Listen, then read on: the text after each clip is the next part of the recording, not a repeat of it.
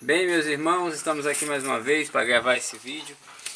O vídeo anterior a gente gravou e mostramos que esse amortecedor estava com uma folga aqui, ó.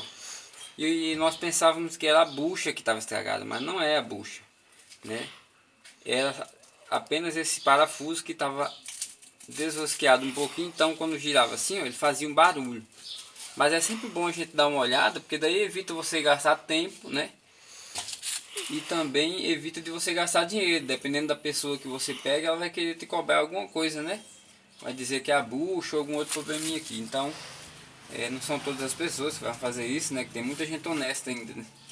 Mas, você olhando, ó, com um simples aperto com a chave inglesa daqui, eu consegui resolver o meu problema. Espero que eu resolva também o de vocês aí. Um abraço a todos.